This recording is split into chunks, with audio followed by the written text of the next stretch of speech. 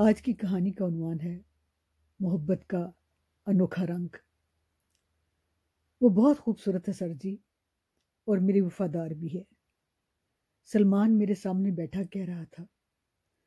میں اس کی آنکھوں میں اس کے لفظوں کی سچائی تلاش کر رہا تھا۔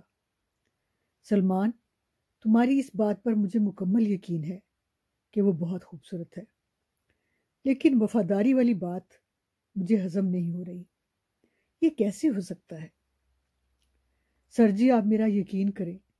سلمان مجھے یقین دلانے کی پوری کوشش کر رہا تھا۔ میں خاموش ہو گیا، لیکن میرا دل اس کی بات ماننے کے لیے تیار نہیں تھا۔ وہ جس لڑکی کی بات کر رہا تھا اس کا تعلق ٹبی سٹی سے تھا، جس کو ہیرا منڈی یا ریڈ لائٹ ایریا کہا جاتا ہے۔ سلمان میرا ماتحت تھا، جس کی پوسٹنگ کچھ مہینے پہلے تھانہ ٹبی سٹی میں ہوئی تھی۔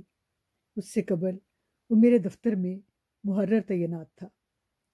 کم گو اور کم آمیز شرمیلا سا لڑکا تھا، جو صرف اپنے کام میں مگن رہتا اور اپنے فرائض نہایت دیانتداری اور ذمہ داری سے انجام دیتا۔ اب وہ بطور ASI تھانہ ٹبی سٹی میں تعینات ہوا تھا۔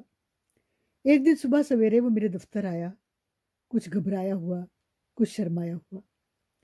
میں نے پوچھا، سلمان خیر تو ہے؟ تم پریشان لگ رہے ہو، کوئی غیر حاضری تو نہیں لگ گئی؟ پولیس ملازمین کے لیے ڈیوٹی سے غیر حاضری لگنا ایک معمول کی بات ہے، جو انہیں پریشان کرنے کے لیے کافی ہوتی ہے۔ نہیں سر جی، غیر حاضری نہیں لگی، یہ چٹھی ملی ہے، سلمان نے کہا۔ اچھا بیٹھ جاؤ۔ میرا خیال تھا کہ کوئی انگریزی کی دفتری چٹھی ہوگی جس کو وہ مجھ سے پڑھوا کر اس کا مطلب پوچھنا چاہ رہا ہے۔ سلمان سامنے کرسی پر بیٹھ گیا۔ اس نے اپنی جیکٹ کی جیب سے ایک رکا نکال کر میرے آگے میز پر رکھ دیا۔ اس کے ہاتھ کانپ رہے تھے، اس کی نظریں زمین کی طرف تھیں۔ مجھے اس کی گھبراہٹ کی وجہ سمجھ میں نہیں آ رہی تھی۔ میں نے وہ کاغذ اٹھایا اور اس کی پریشانی میری سمجھ میں آ گئی۔ یہ ایک محبت نامہ تھا، جس میں لکھا تھا، جانے من، آپ مجھے بہت اچھے لگتے ہو۔ جب تک آپ ڈیوٹی پر نہیں آتے میں آپ کا راستہ دیکھتی رہتی ہوں۔ مجھے آپ سے محبت ہو گئی ہے۔ ذرا جلدی آ جایا کرو اور ڈیوٹی کے بعد میرے گھر آ جایا کرو۔ میرا دل کرتا ہے آپ کو سامنے بٹھا کر دیکھتی رہوں، صرف آپ کی رانی۔ میں یہ خط پڑھ رہا تھا۔ میں نے سلمان کی طرف دیکھا، اس کے کان شرم سے لال ہو چکے تھے۔ اچھا تو یہ بات ہے۔ سر جی، اب میں کیا کروں؟ تم اس کے گھر جاتے ہو؟ نہیں سر جی، ابھی تو نہیں گیا، بلکہ 2 دن سے ڈیوٹی پر بھی نہیں گیا، جب سے یہ خط ملا ہے۔ واہ بھئی، بائی جی تم پر عاشق ہو گئی ہیں۔ جاؤ، جا کر اپنی ڈیوٹی کرو۔ کبھی کبھی اس کے کوٹھے پر بھی چلے جایا کرو، مفت میں گانا وانا سننے، لیکن اپنی صحت کا خیال رکھنا۔ اور ایک بات یاد رکھنا، اس بازار میں کوئی کسی سے محبت نہیں کرتا، صرف مال سے محبت کرتے ہیں۔ یہ لڑکی کوئی تیز ترار لگتی ہے، جو پولیس والوں کے ساتھ بنا کر رکھنا چاہتی ہے، تاکہ کوئی اس کے گاہکوں کو تنگ نہ کرے۔ اچھا سر جی، جو آپ کا حکم۔ سلمان نے کاغذ اٹھا کر جیب میں رکھا اور سلوٹ کر کے چلا گیا۔ کئی مہینے تک سلمان کی کوئی خبر نہیں آئی۔ ایک دن اچانک وہ پھر میرے دفتر آیا۔ اس کا حلیہ بدلا ہوا تھا۔ وہ کم گو شرمیلا نوجوان اب پورا گبرو جوان ہو گیا تھا۔ وزن بڑھنے سے ہلکی سی توند بھی نکل آئی تھی۔ صاف ستھری یونیفارم اس پر خوب جچ رہی تھی۔ کیا حال ہے سلمان؟ بہت دنوں کے بعد آئے ہو۔ سر جی، وقت ہی نہیں ملتا، ڈیوٹی بہت بڑھ گئی ہے۔ ہاں، اب تو تمہاری ڈبل ڈیوٹی ہو گئی ہے، پولیس کی نوکری اور بائی جی کی سیوا۔ سر جی، اس کو بائی جی نہ کہیں، وہ رانی ہے، میرے دل کی رانی۔ اچھا تو یہ بات ہے، بیٹھ جاؤ۔ کیسے آنا ہوا؟ ایک مسئلہ ہے سر جی، میں اس کے ساتھ شادی کرنا چاہتا ہوں۔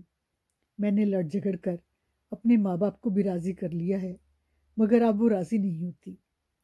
سلمان، میں نے تمہیں پہلے بھی کہا تھا، اس بازار میں عشق، محبت، پیار کچھ نہیں ہوتا، صرف مطلب کی دوستیاں ہوتی ہیں۔ سر جی، آپ کس بازار کی بات کرتے ہیں؟ Tubby city? یہ ایک بازار یا گلی کا نام نہیں۔ ماں باپ اپنی اولاد سے مطلب رکھتے ہیں۔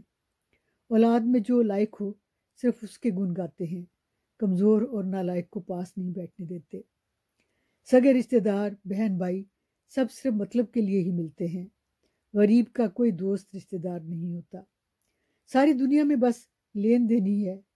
میاں بیوی کے رشتے میں بھی لین دین ہی چلتا ہے۔ سارے سماج میں صرف منافقتیں ہیں۔ سب نے اپنے چہروں کو نقاب میں چھپا رکھا ہے، رشتوں کے نقاب میں، سمجھوتوں کے نقاب میں۔ اس بازار کے لوگ منافق نہیں ہیں، سامنے آ کر سودا کرتے ہیں، کسی کے ساتھ دھوکہ، فریب اور منافقت نہیں رکھتے۔ ارے تم تو بہت فلسفی ہو گئے مسلمان، میں نے اس کی باتیں سن کر ہنستے ہوئے کہا۔ لیکن یہ بتاؤ، رانی تم سے شادی کیوں نہیں کرنا چاہتی؟ وہ کہتی ہے تمہاری تنخواہ میں میرا گزارا نہیں ہوگا۔ ویسے وہ بہت نیک ہے سر جی، آپ میرا یقین کریں، وہ کوئی برا کام نہیں کرتی، صرف گانا گا کر اپنے سارے رشتہ داروں کو پال رہی ہے۔ مجھے بتائیں میں کیا کروں؟ سلمان، میرا خیال ہے کہ تم اب ٹبی سٹی سے کسی اور جگہ اپنی پوسٹنگ کروا ڈالو، یا اپنے والدین سے کہہ کر اپنے خاندان میں یا کسی اور شریف گھرانے میں شادی کروا لو۔ اس پیار محبت کے چکر سے نکل کر اپنا گھر بساؤ، بچے پیدا کرو اور اس قصے کو اب یہیں ختم کر دو۔ نہیں سر جی، میں رانی کے بغیر نہیں رہ سکتا، اور وہ بھی میرے بغیر نہیں رہ سکتی۔ اللہ تمہارے حال پر رحم کرے۔ مجھے محسوس ہوا کہ اب اس کو مزید سمجھانا مشکل ہے۔ میرے لیے دعا کریں سر جی، یہ کہہ کر سلمان چلا گیا۔ کئی برس گزر گئے، مجھے زندگی کی مصروفیات میں سلمان بالکل بھول گیا۔ ایک دن اچانک ایک راستے میں ایک ادھیڑ عمر شخص نے مجھے سلام کیا۔ میں نے اس کو دیکھا مگر پہچان نہ سکا۔ سر جی، میں سلمان ہوں، آپ کا پرانا ماتحت۔ میں سوچنے لگا، اچانک یاد آیا، اچھا وہ ٹبی سٹی والا، کیا حال ہے تمہارا؟ تمہاری کیا حالت ہو گئی ہے؟ سر جی، اب میں تھانہ ٹبی سٹی میں نہیں ہوں، بلکہ گزشتہ 4 برس سے پولیس لائن میں ہوں۔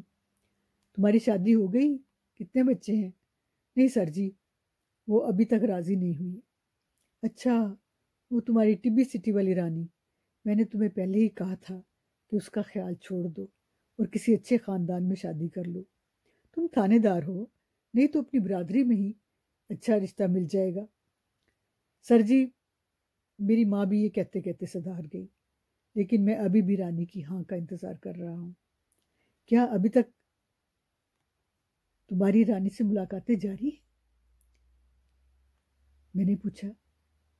سر جی، وہ میرے ساتھ بہت محبت کرتی ہے، وہ میری وفادار ہے۔ اب اس کا بزنس بہت بڑھ گیا ہے، وہ ہر مہینے دبئی جاتی ہے پروگرام کرنے، وہاں سے بہت سارا پیسہ اور سونا لے کر آتی ہے، لیکن وہ محبت صرف مجھ سے کرتی ہے۔ سلمان بول رہا تھا۔ میں اس کی آنکھوں کی ویرانی، چہرے کی زردی اور سر کے سوکھے کالے سفید بالوں کو دیکھ رہا تھا۔ مجھے کچھ سمجھ نہیں آ رہا تھا کہ سلمان کو جس رانی نے اپنی محبت کا اتنا یقین دلایا ہوا ہے، وہ سلمان سے کیسی محبت کرتی ہے، اور محبت کا یہ انوکھا رنگ تھا جو سلمان کی صورت میں میرے سامنے کھڑا تھا۔